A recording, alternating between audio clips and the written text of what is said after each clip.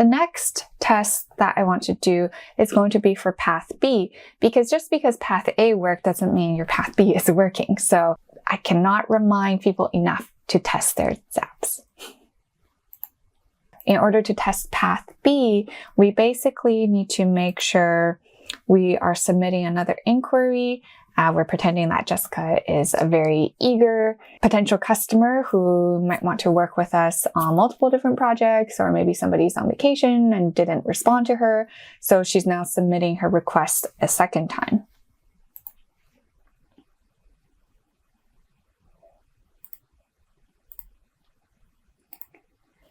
Once again, we're going to open up the form.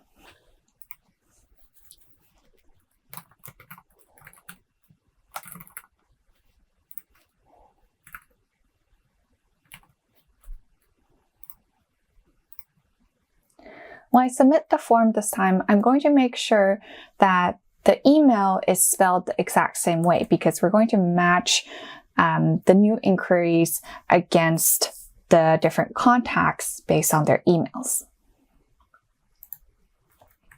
So if the emails are a match, then we'll know Jessica is an existing customer.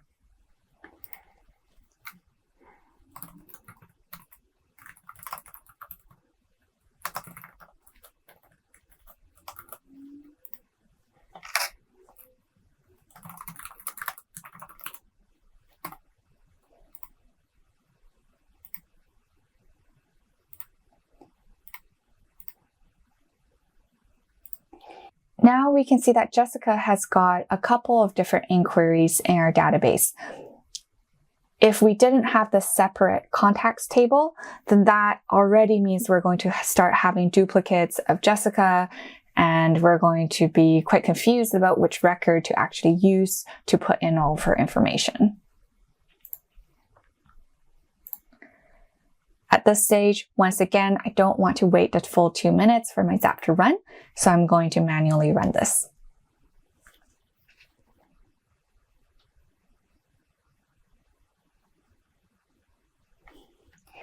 And over here, our Zap is saying that the update was successful and it ran one of the conditions in our paths. We're hoping this is path B.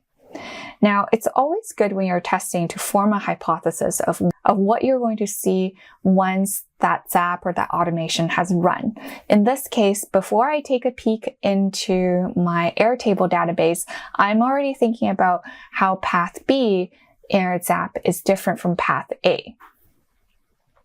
Path A basically says this is a new customer and we just created a record. Now path B says this customer has already existed in our database at the time when they submitted this new request.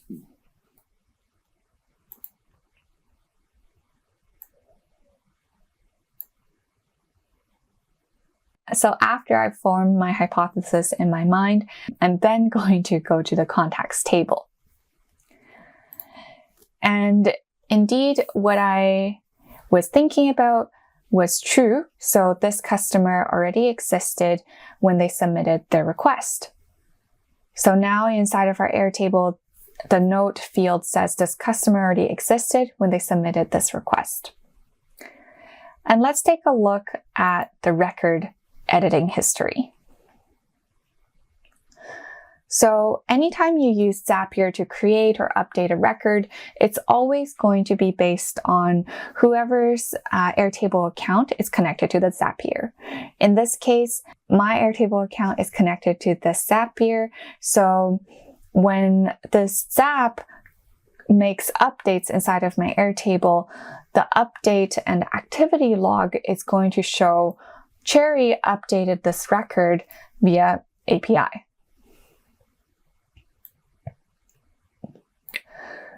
So about 10 minutes ago, we created the record when we submitted the first form for Jessica.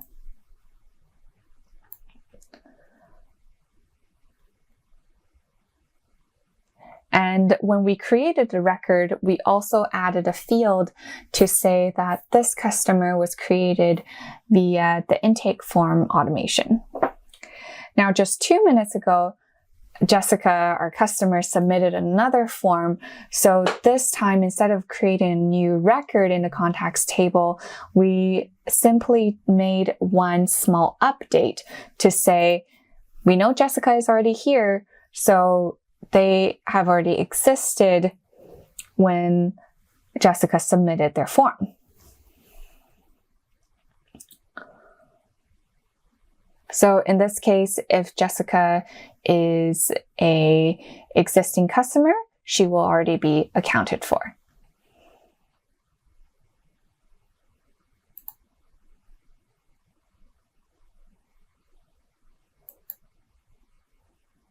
Now you might be thinking, oh, Cherry, we must be done now. We've done, so many different tests, and well, I've got news for you. We're not quite done the testing yet.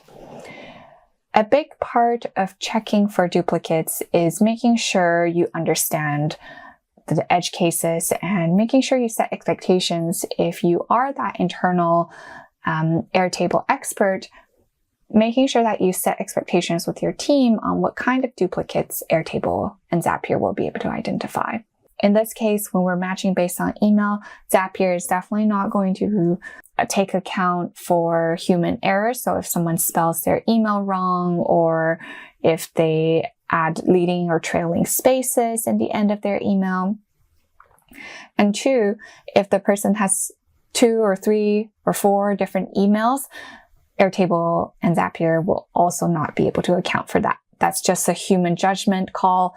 It's not going to be a perfect science. There might be situations where some duplicates still get through, and your team will just need to look through those. But it will drastically reduce the amount of duplicates, which is a good thing.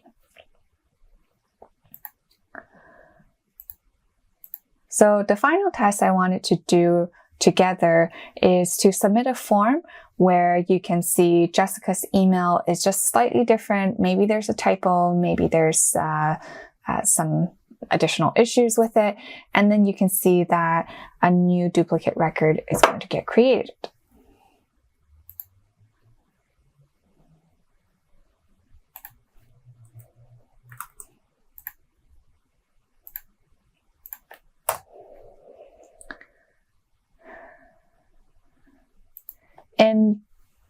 In this next inquiry form, I'm going to type in almost the exact same information.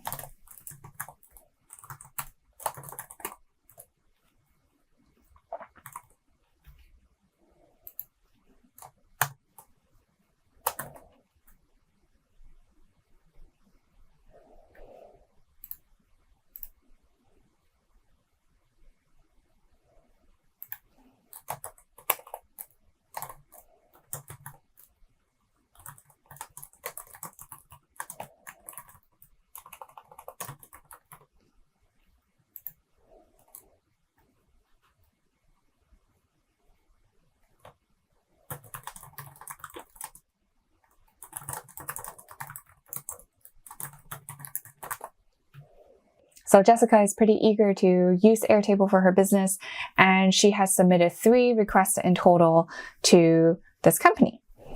And in her 3rd request, she typed in her email incorrectly.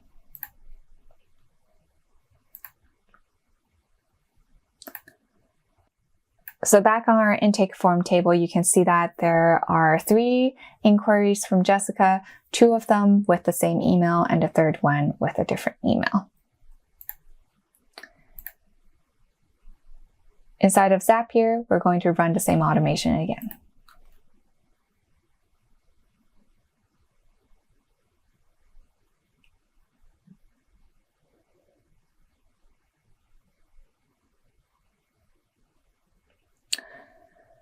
Sometimes when the Zap has ran on its own and you keep telling it to run, it's just going to say looking for records. It didn't find anything to run on. So all of the rest, it's just not going to have the additional steps saying the actions actually executed. When this happens, it's likely because Zapier had already run. In this case, probably while I was talking earlier, Zapier had already run. So you're not going to see much in this manual run output.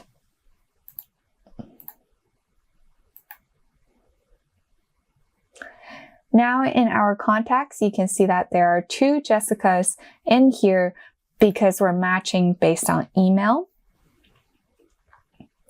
And if we match based on email alone, Jessica with 3 ats at AirOps Consulting is just not the same person as Jessica at airopsconsulting.org. So this is a very important distinction. If your field that you're matching based on is different, then it's going to create additional records. One way to get around this is by writing your own formula to match based on first and last name or based on email. However, that's still not a perfect science because you might have people with the same first and last name. So if that matches, then you're kind of missing a lead and you might be updating the incorrect information. So be quite careful about how you want to structure your searches. At the end of the day, this is going to be a discussion you have with your team, and hopefully I've shared some best practices and some items to watch out for so you can make the right decisions together. Thanks for investing in your own knowledge base. I'm Cherry Yang, the founder of Claribase. We're going to be releasing our flagship course, Airtable Mastery, for free. In the course, you can find over 100 videos on topics like design, integration, automations, and interfaces. It's perfect for the Airtable champion who wants to build their database right the first time. You can sign up for the course at the link down below.